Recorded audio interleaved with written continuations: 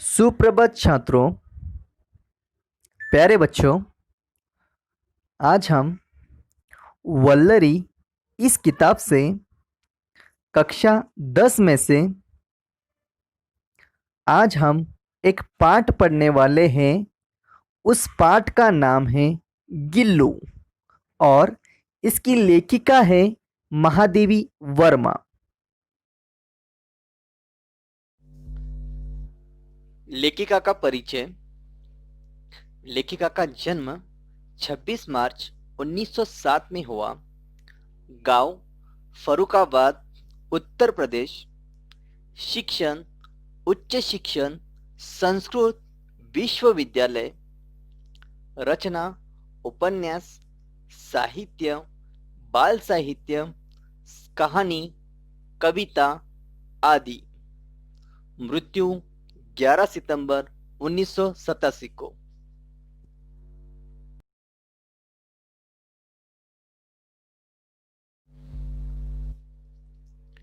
पाठ का सार।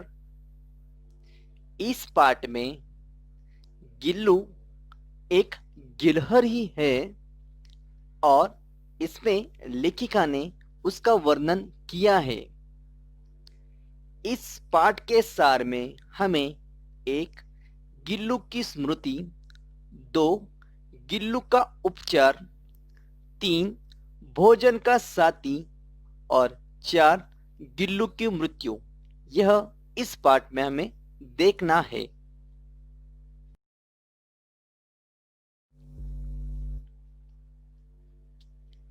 पाठ की कहानी। सोनजोही में आज एक पीली कली लगी है। इसे देखकर अनायास ही उस छोटे जीव का स्मरण हो गया।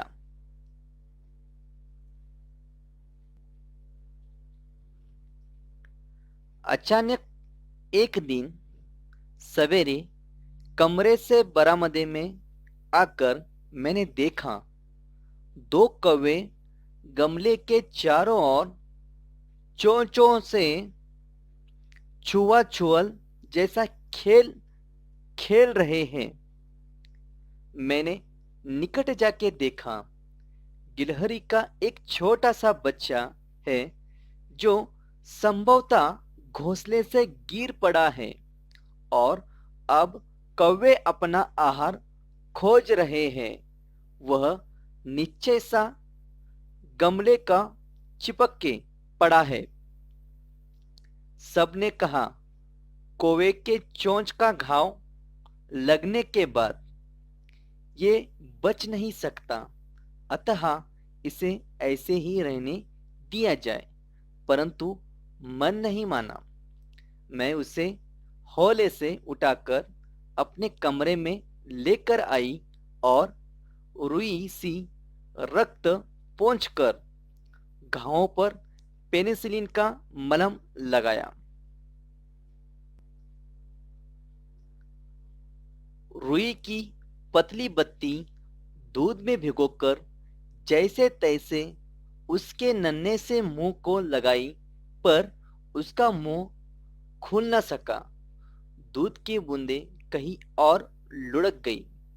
कई घंटों लगातार प्रयास के बाद उसके मुंह में एक बूंद ही टपकाया जा सका।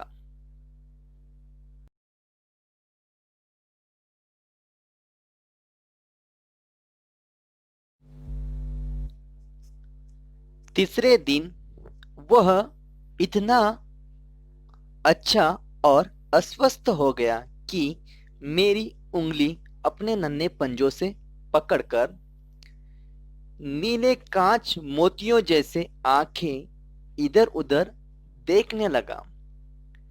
3-4 महीने में उसकी स्निग्ध रोए, झब्बेदार पूंछ और चंचल चमकीली आंखें सबको विस्मृत करने लगी। हम उसे गिल्लू कह के बुलाने लगे।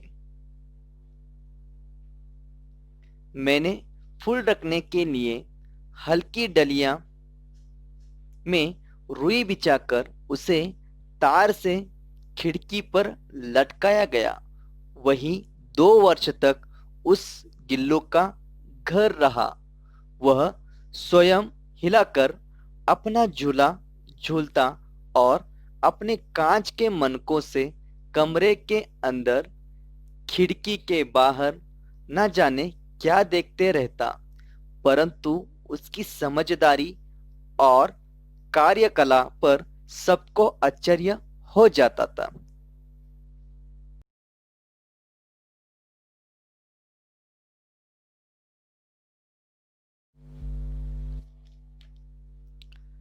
जब मैं लिखने बैठती तो मेरा ध्यान आकर्षित करने के लिए वह मेरे पैर पर आकर सर से पर्दे पर चढ़ जाता और फिर उसी तेजी से उतरता।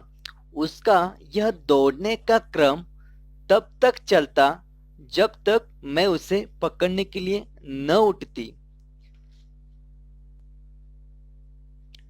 कभी मैं गिल्लू को पकड़कर एक लंबे लिफाफे में इस प्रकार रख देती कि उसके अगले दोनों पंजे और सिर के अतिरिक्त सारा लघुघात लिफाफे में बंद रहता।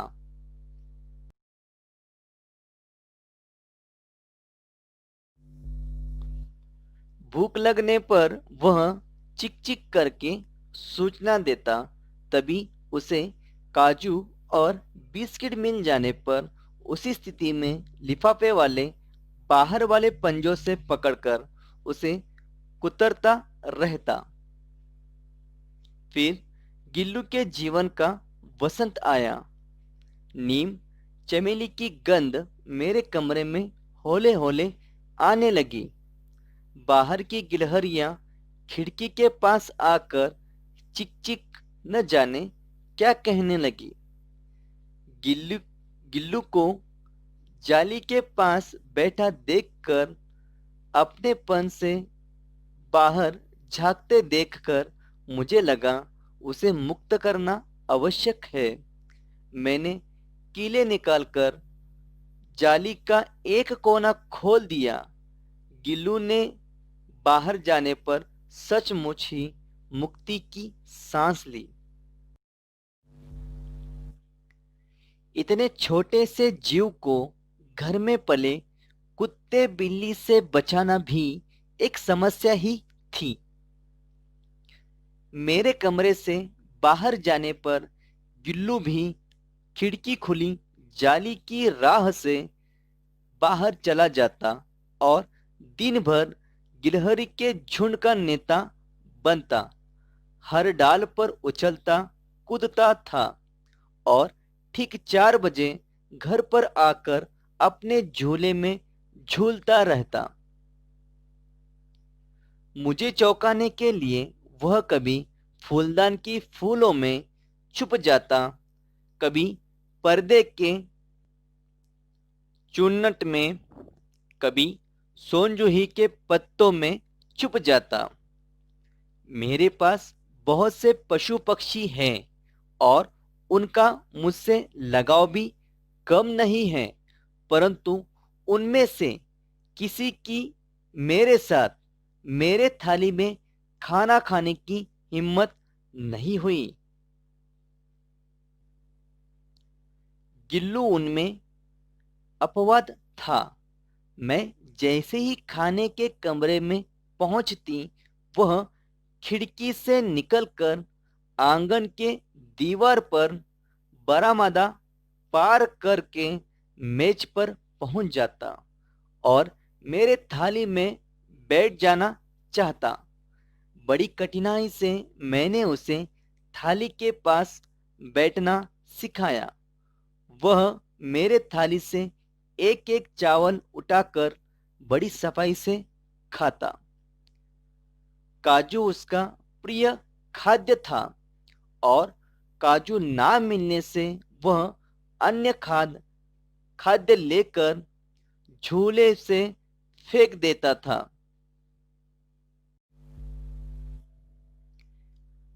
उसी बीच मुझे मोटर दुर्घटना से कुछ दिन अस्पताल में रहना पड़ा। सब उसे काजू दे जाते। जब अस्पताल से लौटकर उसके झोले की सफाई की तो उसमें काजू भरे मिले, जिसे ज्ञात होता है इन दिनों वह अपना प्रिय खाद्य कितना कम खाता रहता। मेरी अस्वस्थता में वह तकिए पर सिराने बैठकर अपने नन्हे नन्हे पंजों से मेरे सिर और बालों को हौले हौले सहलाता था।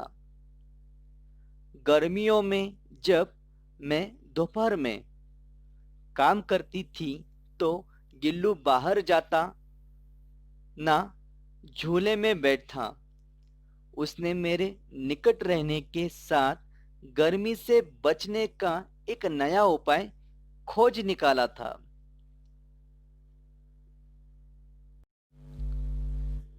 गिलहरी की जीव की अवधि 2 वर्ष से अधिक नहीं होती, अतः गिल्लू के जीवन का अंतिम समय आ ही गया।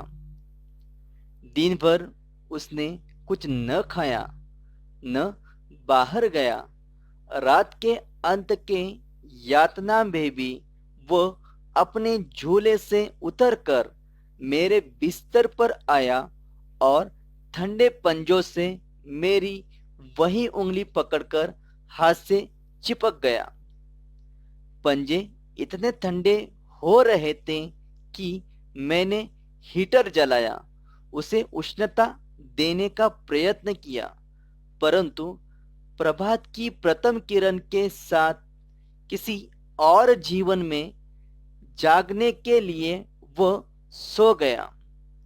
यानी गिल्लू का यहाँ अंत हो गया।